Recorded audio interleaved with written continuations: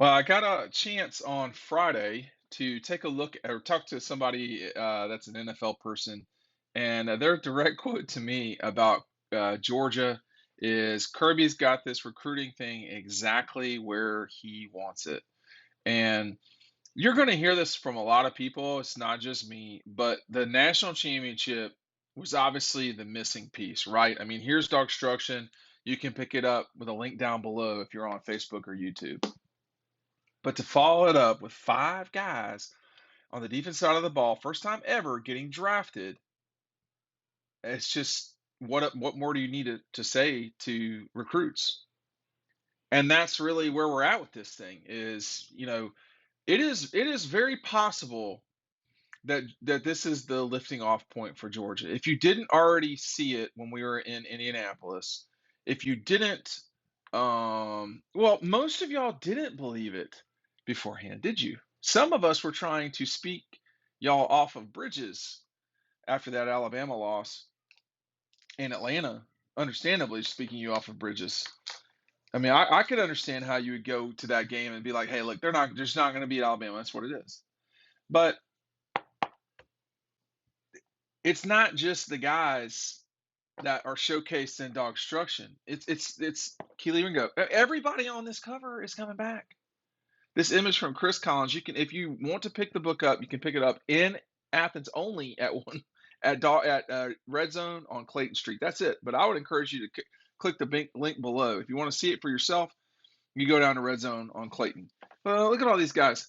The slew of these guys are back. There's Trayvon up there. Jalen Carter's probably their best defensive lineman. Okay, Kenny McIntosh, Darnell Washington. There's Chris Smith right there, Christopher Smith, Arian Smith, Stetson Bennett. I mean, I'll be curious to see what happens with James Cook. But when you're the guy, the NFL looks at a lot of folks that are NFL world is different than college world, right? I mean, a lot of different ways. It's definitely football, but for people kind of on the inside, if you want to call it that, there's long been an admiration of Nick Saban and what he's developed and the guys that he's put into the league. No question. Nick has earned the what I would say about him, which is the greatest college football coach of all time.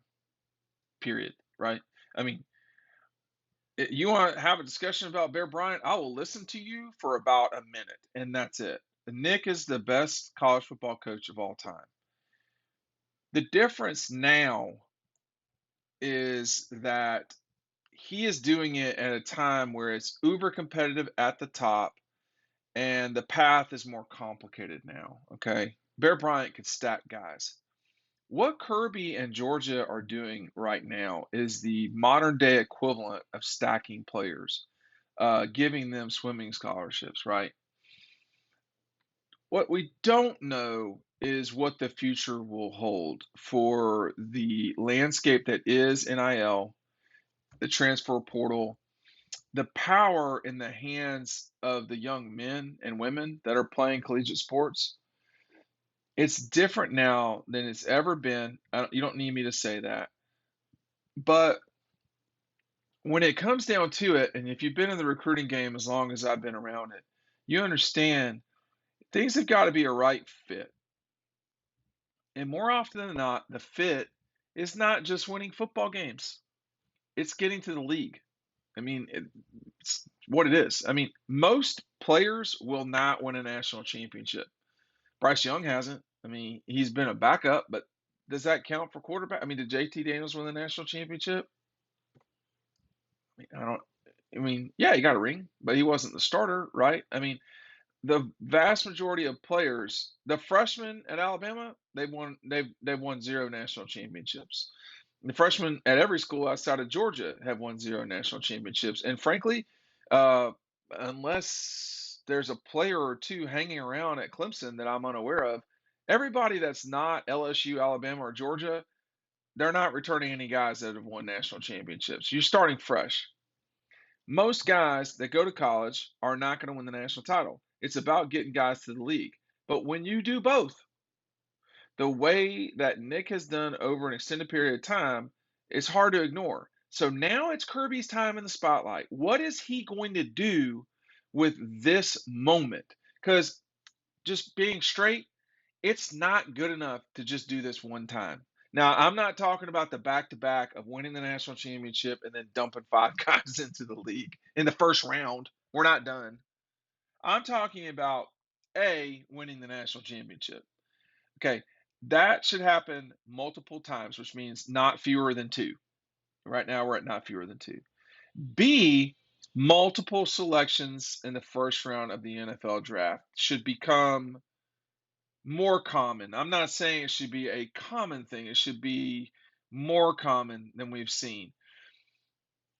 And we need to see it a little bit more on the offensive side of the ball coming from Georgia. But I mean, they had multiple first rounders not that long ago on the offensive side. So the criticism is a little bit, you're still trying to work that part out.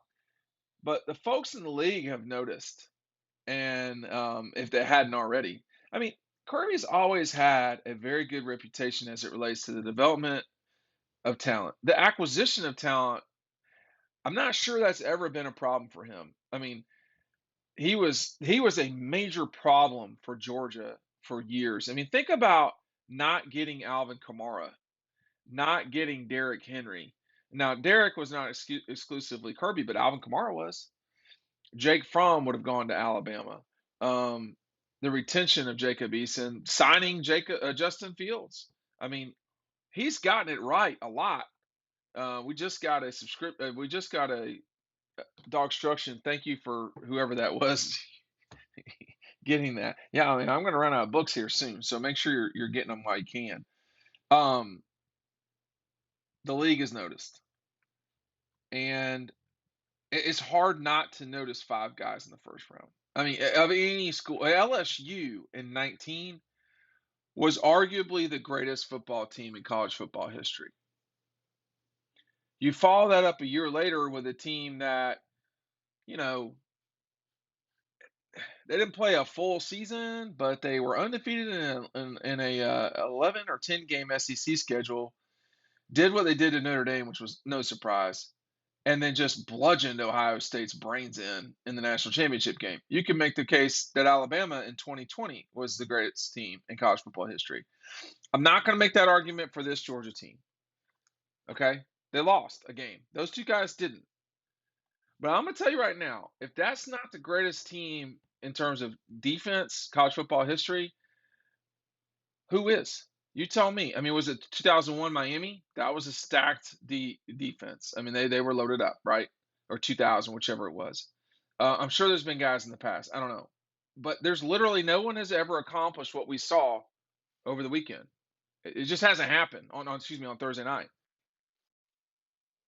And the league knows, and they've known, but now you have confirmation of already what you thought you knew with the national championship being backed up with the five guys in the first round of the NFL draft. We're going to see.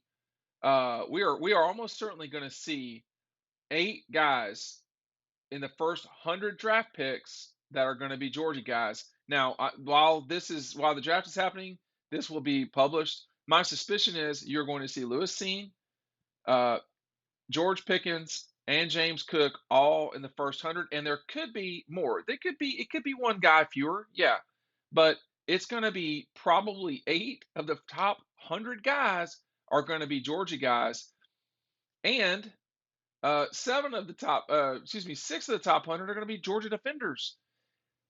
This isn't. I've got a note for college football. This isn't stopping. Georgia's coming for your throat.